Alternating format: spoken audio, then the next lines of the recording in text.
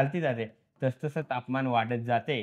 भूपृष्ठावर जसजसं वर जावे भूपृष्ठ तसतसा दाब हा वाढत जातो आणि तापमान हे काय होत जाते, घटत जाते. लक्षात ठेवायचं आहे. बरोबर. डोंगराळ भागात वाढत्या उंचीनुसार तापमानात घट झाल्यामुळे नैसर्गिक वनस्पतींमध्ये संबंधित बदल होतो. आता बदल होताना पर्वतीय जंगलांचे 2 प्रकारे वर्गीकरण केले जाऊ शकते. कोणते? उत्तर पर्वतीय आणि दक्षिण पर्वतीय जंगले. अशा पद्धतीने आपण 2 प्रकार करू शकतात. त्यामध्ये मित्रांनो, हिमालयीन पर्वतांमध्ये उष्णकटिबंधीय ते टुंड्रापर्यंतच्या वनस्पतींचा क्रम दिसून येतो. त्यांच्या उंचीनुसार सुद्धा बदल होत असतो. देवदार ही अत्यंत मौल्यवान स्थानिक प्रजाती प्रामुख्याने हिमालयीन पर्वतांच्या पश्चिम भागात आढळते. देवदार हे एक टिकाऊ लाकूड आहे जे प्रामुख्याने बांधकामात वापरले जाते. त्याचप्रमाणे काश्मीरमधील प्रसिद्ध हस्तकला टिकून ठेवणे, चिनार आणि अक्रोड या क्षेत्राचे आहे. पश्चिमेकडे कधी बघितलं तसं आहे. निळे देवदार स्प्रू किती बघा 2225 ते 3048 मीटर उंचीवर दिसतात. या क्षेत्रातील अनेक ठिकाणी समशीतोष्ण गवता प्रदेश देखील आढळतात. परंतु उंच भागात अल्पाईन जंगले कुरणांकडे संक्रमण होते. बघा चांदीच्या फर, जुनिफर, पाईन, बर्च, रोडोड्रॉन इत्यादी 3000 ते 4000 मीटर उंचीवर आढळतात. तथापि गुज्जर, बकरवाल, भुटिया, गद्दी यासारख्या जमातींना या कुरणांचा वापर मोठ्या प्रमाणात केला जातो. बघा हिमालयातील दक्षिणेकडील उतारावर दाट वनस्पतींचे आच्छादन आहे, कारण उत्तरेकडे तोंड असलेल्या कोरड्या उतारांपेक्षा तुलनेने जास्त पाऊस या ठिकाणी पडतो. जास्त उंचीवर शेवाळ, लायकेन हे टुंड्रा वनस्पतीचा भाग बनतात. दक्षिणेकडील पर्वतीय जंगलांमध्ये द्वीपकल्पीय भारताच्या पश्चिम घाट, विंध्य, नीलगिरी या 3 वेगवेगळ्या भागात आढळणारे जंगले समाविष्ट आहे. यामध्ये ते उष्णकटिबंधीय प्रदेशाच्या जवळ असल्याने आणि समुद्रसपाटीपासून केवळ 1500 मीटर उंचीवर असल्याने पश्चिम घाटाच्या खालच्या भागात विशेषतः केरळ, तामिळनाडू, कर्नाटकमध्ये वनस्पती समशीतोष्ण आणि उपोष्णकटिबंधीय आहेत. नीलगिरी, अन्नामलाई, पलानी टेकड्यांमधील समशीतोष्ण जंगलांना शोला म्हणतात. लक्षात राहू द्यायचं आहे. समशीतोष्ण जंगलांना काय म्हणतात? शोला म्हणतात. आर्थिकदृष्ट्या महत्त्व असलेल्या या जंगलातील इतर काही झाडांमध्ये बघा मॅग्नेलिया आहे, लॉरेल आहे, सिन्कोना आहे आणि वॉटर यांचा समावेश आहे. अशी जंगले सातपुडा आणि मैकल पर्वतरांगेमध्ये सुद्धा आढळतात.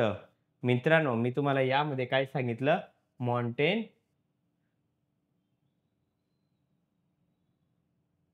गले म्हणजे तुम्हाला हे माउंटेन गले माहिती पाहिजे. बरोबर. आपण माउंटेन गले हे सुद्धा भारतीय वनस्पती आहे. त्यामध्ये आपण बघणार आहे डोंगराळ वने हे त्यामध्ये सर्व येऊन जाईल. फक्त डोंगराळ वने कशा पद्धतीने हिमालयापासून जसजसं आपण वर जावे तसतसं झाडांमध्ये किंवा वनांमध्ये कशा पद्धतीने बदल होत जातो ही माहिती इथे दिलेली आहे. त्याला माउंटेन गले असे म्हणतात. सर हे मधूनच का लिहिलं? काही मुलांना कन्सेप्ट आला असेल, अजून सुद्धा काही मुलांना लिंक लागत नसेल. मित्रांनो, मी नोट्स तयार करताना डिस्क्रिप्टिव्ह आणि ऑब्जेक्टिव्ह दोन पार्टमध्ये नोट्स तयार केलेला आहे. म्हणजे प्रिलिम आणि मेन्स या 2 पद्धतीने नोट्स तयार केलेल्या आहेत. वनस्पतींच्या तरी अशा आपण केलेल्या आहे.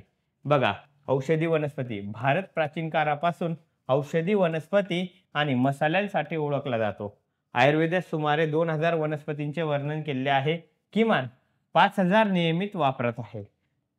तुम्हाला माहिती आहे वनस्पतींचा किती औषधी वनस्पती म्हणून कशा वापर केला जातो? तर बघा जागतिक संवर्धन संघाच्या लाल यादीमध्ये 352 औषधी वनस्पतींचे नावे आहेत, ज्यापैकी 52 गंभीरपणे धोक्यात आहेत आणि 49 धोक्यात आहेत. गंभीरपणे धोक्यात किती आहे? 52 आहेत आणि 49 धोक्यात आहे. भारतात सामान्यतः वापरल्या जाणाऱ्या वनस्पती पुढील प्रमाणे. आता कोणकोणत्या वनस्पती वापरल्या जातात भारतामध्ये? सर्पगंध ही वनस्पती औषधी वनस्पती म्हणून वापरली जाते. परत जांभूळ वापरले जाते, अर्जुन वापरले जाते, बाबूल वापरले जाते, कडुलिंब वापरले जातं, अजून तुळस वापरली जाते. कचनार ही वनस्पती वापरली जाते. या औषधी वनस्पती अजून बऱ्याचशा आहेत. इथे एन-सी-ई-आर-टीच्या पुस्तकामध्ये जेवढ्या होत्या तेवढ्या घेतलेल्या आहेत. सर्पगंध रक्तदाबावर उपचार करण्यासाठी सर्पगंध वापरले जाते. ते फक्त भारतामध्ये आढळते सर्पगंधाचा वापर.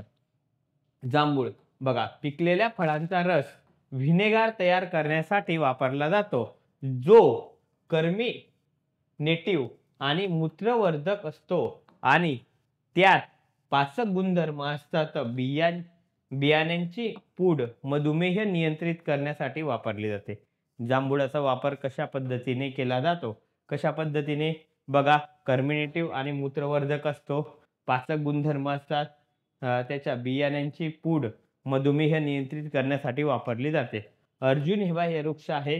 पानांचा ताजा रस, अर्जुन वृक्षाचा पानांचा ताजा रस कानाच्या वेदनांवर उपचार आहे. याचा वापर रक्तदाब नियंत्रित करण्यासाठी देखील केला जातो. बाबूल हा वृक्ष आहे. डोळ्यांच्या फोंडावर उपचार म्हणून पानांचा वापर केला जातो. त्याच्या डिंकचा वापर टॉर्निक म्हणून सुद्धा केला जातो. कडुलिंब आहे. कडुलिंबामध्ये उच्च प्रतिजैवक आणि प्रतिजैवक गुणधर्म आढळतात. तुळशी आहे. याचा वापर खोकला आणि सर्दी बरा करण्यासाठी केला जातो. आणि कचनार वृक्ष आहे तर दमा असो आणि व्रण बरे करण्यासाठी वापरले जातं. पचनाच्या समस्यांसाठी काळ्या आणि मुळे चांगली असतात. आलं का लक्षामध्ये? म्हणजे भारतामध्ये जे वनस्पती आढळतात याचा वनस्पतींचा वापर कशा पद्धतीने औषधी म्हणून केला जातो. तुम्हाला ज्यावेळेस डिस्क्रिप्टिव्हमध्ये लिहायला येईल तेव्हा तुम्ही एक लिहून एक पॉईंट व्यवस्थित लिहायचा आहे. टॉपिक सोपा आहे, परंतु कसं आहे, तुम्हाला 1-2 वेळेस वाचले की तुमच्या प्रॉपर लक्षात येईल. यामध्ये भारतातील वनांचे प्रकार, राखीव वने हा एक प्रकार आहे, संरक्षित वने हा दुसरा प्रकार आहे आणि तिसरा कुठला आहे? वर्गीकृत नसलेली वने किंवा अवर्गीकृत वने. आता राखीव वने बघा, राखीव वने म्हणजे कसं आहे की बघा, एकतर लाकूड किंवा इतर वन उत्पादनाच्या उत्पन्नासाठी कायमस्वरूपी राखून ठेवलेली जंगले. मग चराई आणि लाकडीच्या अधिकाराला क्वचितपणे परवानगी आहे, म्हणजे सहसा परवानगीच नसते. वनक्षेत्राचे 0.4% या 0 ते 4% या वनांनी व्यापलेले आहे आणि वन आणि वन्यजीव संसाधनाच्या संवर्धनाच्या बाबतीत एकूण जंगलापैकी निम्म्याहून अधिक जंगले सर्वात मौल्यवान मानली जातात. ही वने ही राखून ठेवलेली वने असतात. मित्रांनो, हे लक्षात ठेवायचं आहे. याचा अधिकार पूर्णचा पूर्ण गव्हर्नमेंटचा असतो. कशा पद्धतीने? कशासाठी राखून ठेवली जाते?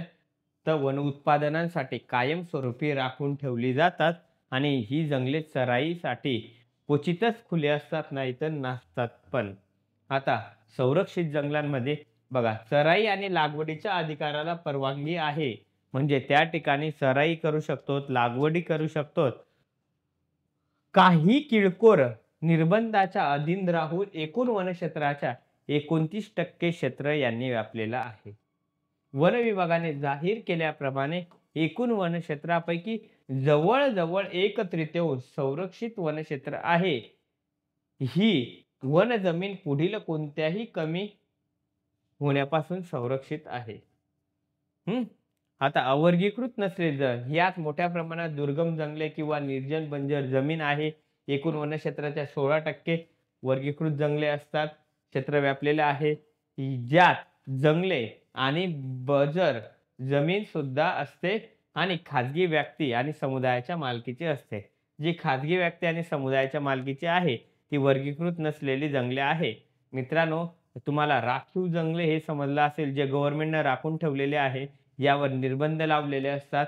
या चाराईसाठी फक्त क्वचितच या वनांचा वापर केला जातो. आणि इथे संरक्षित जंगले आहे. संरक्षित जंगले यामध्ये चराई आणि लागवडीचे अधिकार आहे, परंतु याचाही वापर तशाच पद्धतीने केला जातो. आणि इथे वर्गीकृत जंगले जे आहे, जे आपण जसे दिसतात बाहेर जे आहे ज्यावर खाजगी व्यक्तींचा समुदायाचा अधिकार आहे ते सर्व कशात वर्गीकृत नसलेल्या जंगलांमध्ये येतो. हे भारतातील वनांचे प्रकार आहे. तुमच्या लक्षात आलं का? हे तुम्हाला लिहिता येईल का? भारतातील वनांचे प्रकार कोणकोणते आहे? राखीव, संरक्षित वने आणि वर्गीकृत नसलेले जंगले. आता भारतातील वनक्षेत्र बघा, भारतातील वनक्षेत्र कशा पद्धतीने आहे ते बघू आपण. आणि जर तुम्हाला समजत असेल तर 100% पुढे जाऊ. आवाज चालू आहे ना? प्रत्येकाला आवाज येत आहे ना? आवाज येत असेल प्रत्येकाला?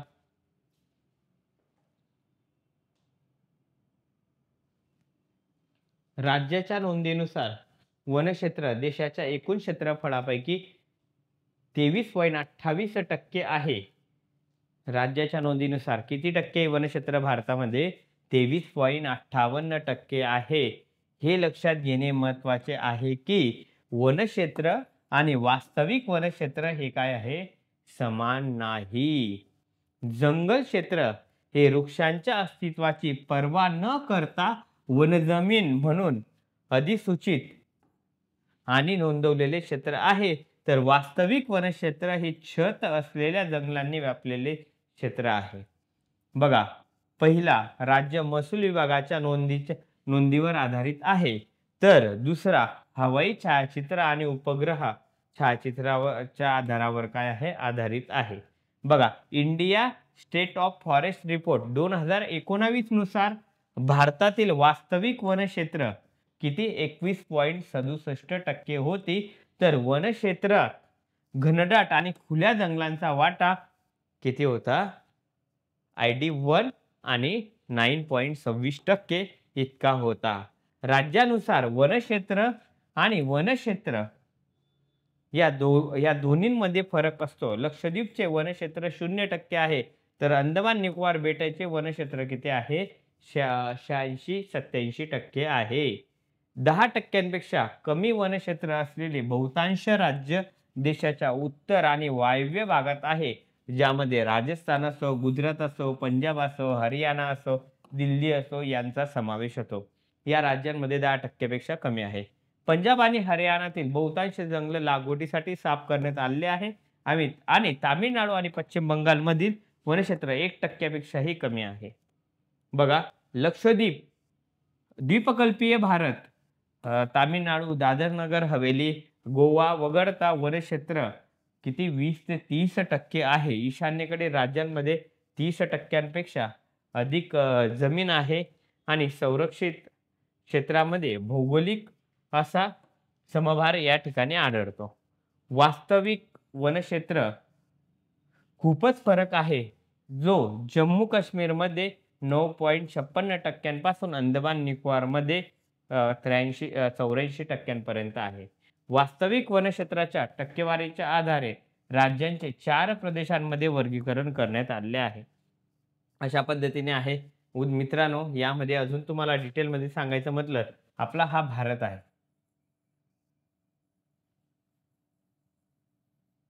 म्हणजे आपल्याला जितकं वनक्षेत्र दाखवलेलं आहे, हे वनक्षेत्र वास्तविक तितकं आहे का? नाही. या ठिकाणी राजस्थान आहे, गुजरात आहे, पंजाब आहे, हरियाणा आहे, दिल्ली आहे, या राज्यांमध्ये, वायव्य भागातल्या राज्यांमध्ये वनक्षेत्र 10%पेक्षा कसे आहे? कमी आहे. या राज्यांमध्ये वनक्षेत्र कसे आहे? जास्त आहे. या राज्यांमध्ये वनक्षेत्र कसे आहे? या पूर्ण राज्यांमध्ये म्हणजे द्वीपकल्पीय पठारावरच्या या राज्यांमध्ये वनक्षेत्र हे 20 ते 30% दरम्यान इतके वनक्षेत्र आढळते. आपण जे म्हणतो की भारतातील वनक्षेत्र किती? 23.67% भारतातल्या वनक्षेत्रांनी क्षेत्र व्यापलेलं आहे. परंतु ॲक्च्युली वनक्षेत्रांमध्ये हे वेगवेगळे आहे. यामध्ये दोन कन्सेप्ट आहेत, वनक्षेत्र आणि वनव्याप्त क्षेत्र. म्हणजे उदाहरणार्थ मध्य प्रदेश एक राज्य आहे. मध्य प्रदेशचं क्षेत्रफळ कसं आहे? मोठं आहे. मग या ठिकाणी वने कशी असतील? कमी टक्केवारी, या राज्याच्या टक्क्यापेक्षा हे कमी टक्केवारी असेल, परंतु मोठं राज्य असल्यामुळे या ठिकाणी वने कशी असतील? जास्त असतील. अरुणाचल प्रदेश आहे, या ठिकाणी एकूण टक्क्याच्या उदाहरणार्थ इथे 86% वने आढळतात. अरुणाचल प्रदेशमध्ये या राज्याच्या एकूण क्षेत्राच्या 86% वने अरुणाचल प्रदेशमध्ये आहे, मिझोराममध्ये आहे, त्रिपुरामध्ये आहे. परंतु या राज्यापेक्षा हे कमी असतात. कारण या राज्याचं हे झालं वनक्षेत्र आणि हे झालं वनव्याप्त क्षेत्र. दोघांमधला फरक समजत आहे का? वनक्षेत्र आणि वनव्याप्त क्षेत्रांमधला लुप्त होत चाललेली जंगले बघू आता आपण.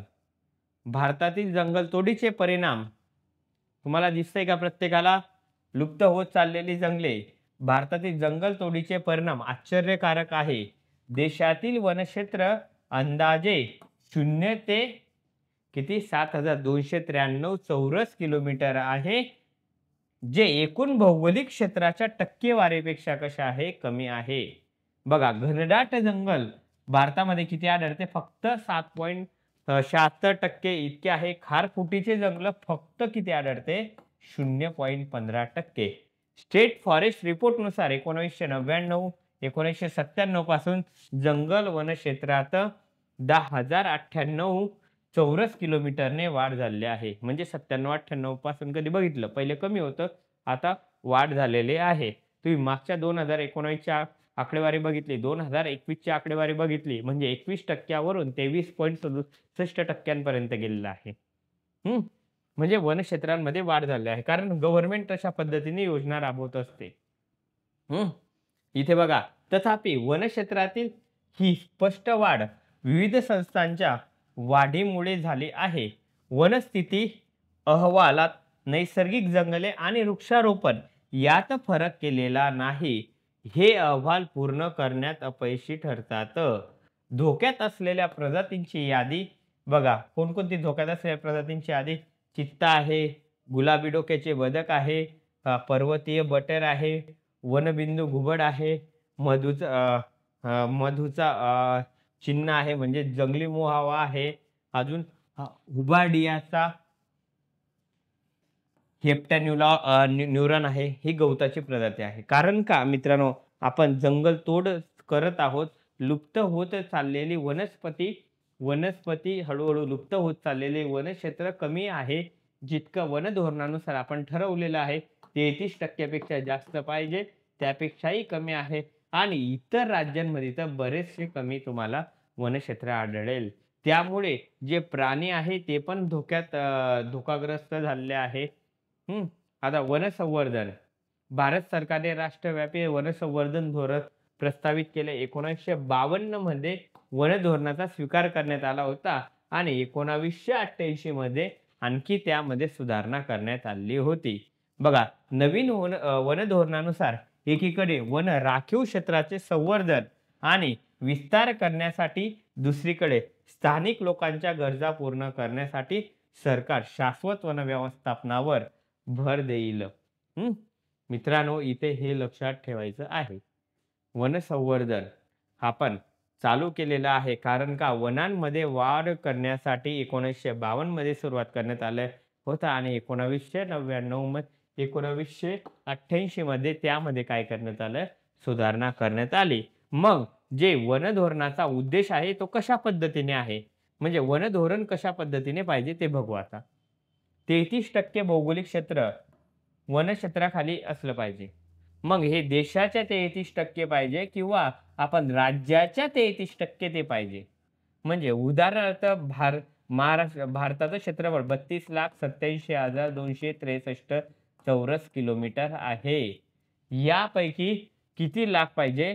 11 लाख समथिंग इतकं वनक्षेत्र हे वनक्षेत्राखाली आणलं पाहिजे फक्त. आणि हे वनक्षेत्र 33% नसून सध्या किती आहे? फक्त 23-23% आहे. 23 ते 24% आहे. पर्यावरणीय स्थिरता राखणे, जेथे पर्यावरणीय संतुलन बिघडले होते अशी जंगले पुनर्संचयित करायचे आहे. म्हणजे त्यांची लागवड केलेली आहे. वन धोरणानुसार असं ठरवण्यात आलेलं आहे.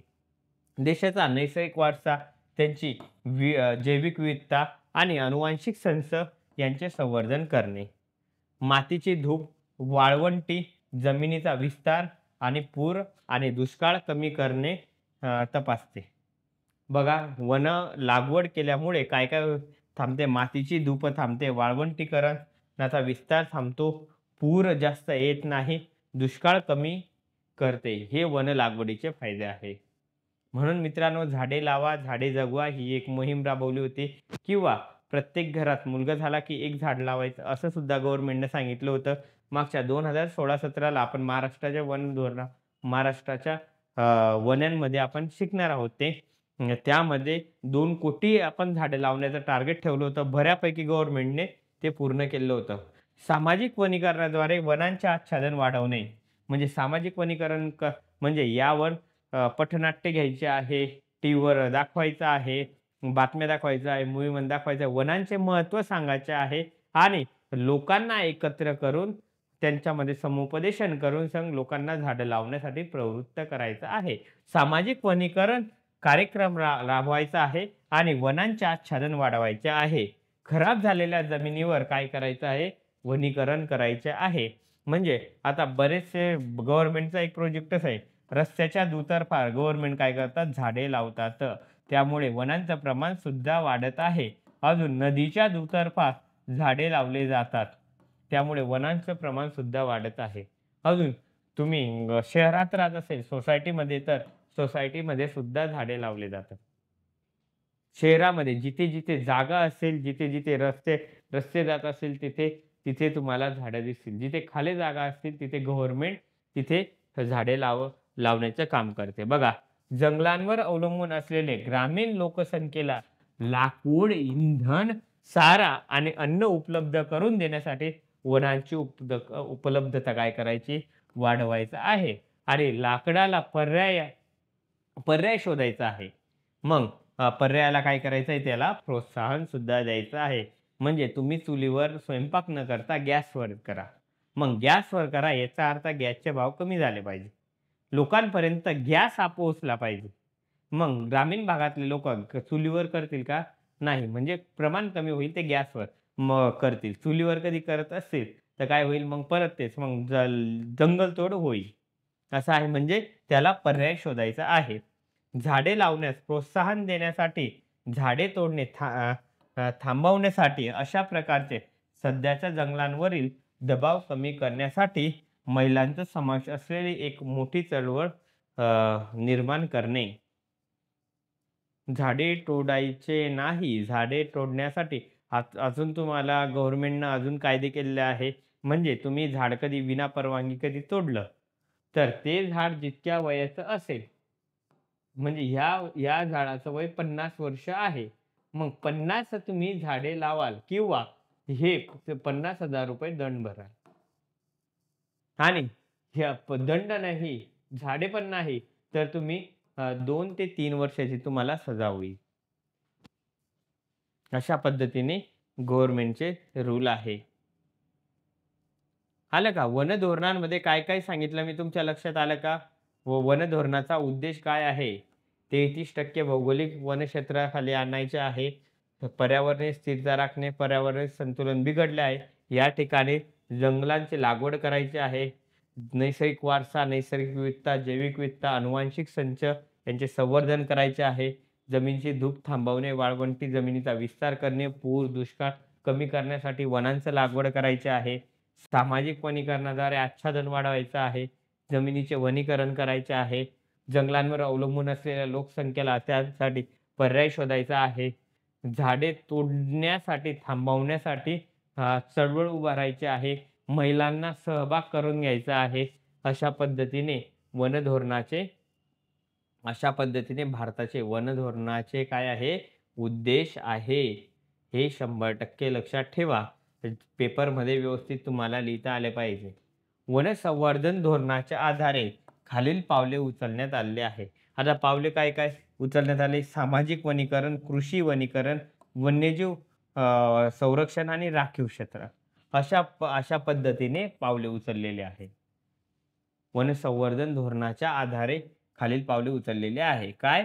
सामाजिक वनीकरण करा, कृषी वनीकरण करा, वन्यजीव संरक्षण करा आणि राखीव क्षेत्र तयार करा. अशा पद्धतीने सामाजिक वनीकरण बघा, सामाजिक वनीकरण म्हणजे पर्यावरणीय, सामाजिक आणि ग्रामीण विकासास मदत करण्याच्या उद्देशाने जंगलांचे व्यवस्थापन आणि संरक्षण आणि नापीक जमिनीवर वनीकरण करणे राष्ट्रीय कृषी आयोगाने 1976 मध्ये सामाजिक वर्गीकरणासाठी 3 श्रेणींमध्ये वर्गीकृत केलेले होते.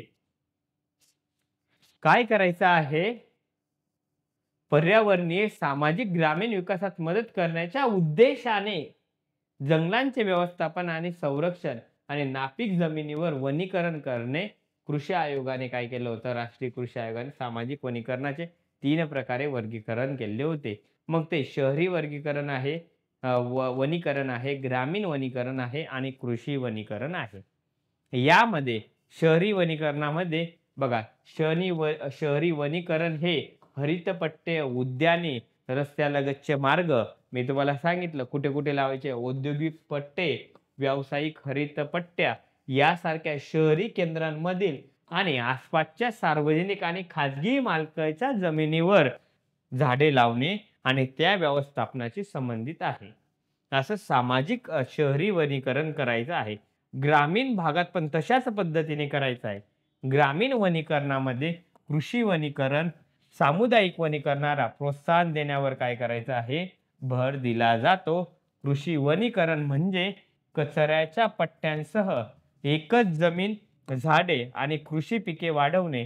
हे वनीकरण आणि शेती याचा मेळ साधते. त्यामुळे अन्न, चारा, इंधन, लाकूड आणि फळांचा एकाच वेळी होणाऱ्या उत्पादनात काय होतो? बदल होत जातो. बघा, मी तुम्हाला काय काय सांगितलं? ग्रामीण वनीकरण करायचं आहे.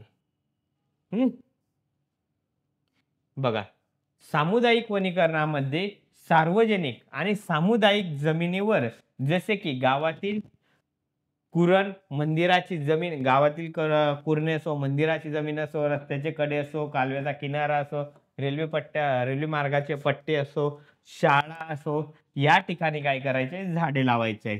सामुदायिक सामाजिक वनीकरणाचा कार्यक्रमाचा उद्देश सर्व समुदायाला लाभ प्रदान करणे हा आहे आणि सामुदायिक वनीकरण एक असे साधन प्रदान करते की ज्या अंतर्गत भूमिहीन वर्गातील लोक स्वतःला खजिन्यात गुंतवू शकतात. अशा प्रकारे ते लाभ मिळू शकतात जे अन्यथा जमीन मालकांसाठी संबंधित आहे. म्हणून आता आपण पुढचं बघून घेऊ. कृषी वनीकरण म्हणजे शेती वनीकरण ही एक अशी संज्ञा आहे की जे शेतकरी त्यांच्या शेत जमिनीवर व्यावसायिक आणि बिगर व्यावसायिक कारणासाठी झाडे लावण्यास प्रक्रियेत लावू शकते, त्याला काय म्हणतात? कृषी वनीकरण असे म्हणतात. आता यामध्ये आपण हा शेवटचा पॉइंट बघून घेऊ आणि इथे ह्या लेक्चर थांबवू. बघा, संयुक्त जंगल आणि वन व्यवस्थापन कशा पद्धतीने आहे ते.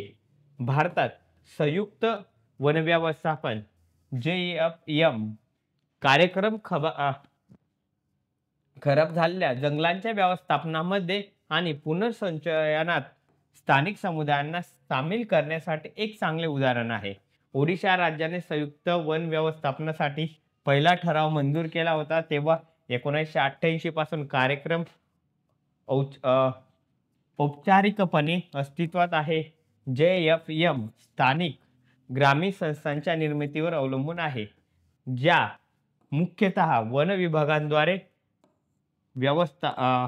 व्यवस्थापित केलेल्या खराब झालेल्या वन जमिनीवर संरक्षण उपक्रम हाती घेतलेला आहे. त्या बदल्यात या समुदायांच्या सदस्यांना बिगर लाकूड वन उत्पादने, यशस्वी संरक्षणाद्वारे कापणी केलेल्या लाकडातील वाटा यासारखे मध्यस्थ लाभ मिळण्याचा हक्क आहे. अशा पद्धतीने काय राबवलेला होता? संयुक्तपणे वन व्यवस्थापन कार्यक्रम लागू केलेला होता. हे ओडिशा राज्याचं उदाहरण दिलेलं आहे. मग ओडिशाने 1988 मध्ये कार्यक्रम हाती घेतला. JFM स्थानिक ग्रामीण संस्थांच्या निर्मितीवर अवलंबून आहे, जे मुख्यतः वन विभागांद्वारे व्यवस्थापन केलेल्या खराब झालेल्या जमिनीवर संरक्षण उपक्रम हाती घेतले होते. त्या बदल्यात त्या समुदायाच्या सदस्यांना बिगर लाकूड वन उत्पादन आणि यशस्वी संरक्षणाद्वारे कापणी केलेल्या लाकडातील वाटा सारखे मध्यस्थ लाभ मिळण्याचा हक्क, म्हणून लोकांनी यामध्ये भाग घेतला होता आणि मोठ्या प्रमाणावर वन व्यवस्थापन झालेलं तिथलं आपल्याला उदाहरण दिसलं. मित्रांनो, हे पार्ट 1 मध्ये आपण इतके बघितलेलं आहे त्यामध्ये तुम्हाला प्रॉब्लेम असेल तर मला सांगायचं आहे. आपण हे व्यवस्थित घेतलेलं आहे. जसं आपण आता पुढच्या लेक्चरमध्ये आपण पार्ट 2 चं लेक्चर बनवू आणि त्यामध्ये हे पी-पी-टी सर्व संपवू. आणि हे झाल्यानंतर आपण प्रिलियम आणि मेन्ससाठी दोघांसाठी महत्त्वाचं काय आहे आणि परत दुसरं आपण महाराष्ट्राचे हे व्यवस्थित घेऊ. डिटेलमध्ये नोट्स काढलेल्या आहे. तुम्हाला दुसरं काहीही वाचण्याची गरज नाही. इतकंही वाचलं तरीही तुमच्या व्यवस्थित लक्षात राहील. काही मुलांना आज लिंक लागली नसेल, कारण मित्रांनो तुमच्यासाठी हा नवीन टॉपिक आहे. त्यामुळे लिंक लागली नसेल. परंतु जसं आपण पुढे जाऊ, तशा पद्धतीने तुम्हाला हळू लिंक लागेल आणि हा टॉपिक तुम्हाला समजेल. तुम्हाला समजलं नसेल तर मला एस-एम-एस करायचा आहे. मी बऱ्याचशा गोष्टी वाचून दाखवलेल्या आहे. कारण त्या तुमच्यासाठी नवीन होता त्यामुळे वाचून दाखवलेल्या आहे. बरोबर आणि यामध्ये समजवण्यासारखं काही नाही. बरोबर. म्हणजे जे आहे ते आहे. ज्यामध्ये कन्सेप्च्युअलचा भाग कधी असला, तर त्यामध्ये समजवण्यामध्ये मजा येते. पण यामध्ये काहीच नाही. ह्या गोष्टी तुम्हाला ऑलरेडी माहिती होत्या. त्या फक्त तुम्हाला काय करून दिलेल्या आहे, रिकॉल करून दिलेल्या आहे. व्यवस्थित लिहायचं आहे. मग वनधोरणाचा उद्देश प्रॉपर प्रॉपर लिहायचा. सामाजिक वनीकरण म्हणजे काय? त्याचे प्रकार लिहायचे. भारतात वन वन लागवडीचे प्रमाण वाढवण्यासाठी आपण काय-काय उपाययोजना कराल? प्रॉपर व्यवस्थित उत्तर लिहायचं. काय-काय उपाययोजना कराल ते सांगितलं. सामाजिक वनीकरणासारखे कार्यक्रम राबवू. बरोबर ना? समुदायाचा आपण वाटा करू.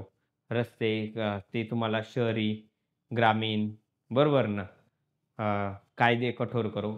व्यवस्थित मुद्दे मांडायचे आहे आणि ते प्रॉपर लिहायचं आहे. अशा पद्धतीने आपण इथे थांबू आणि भेटू बरोबर उद्याच्या दिवशी. धन्यवाद मित्रांनो.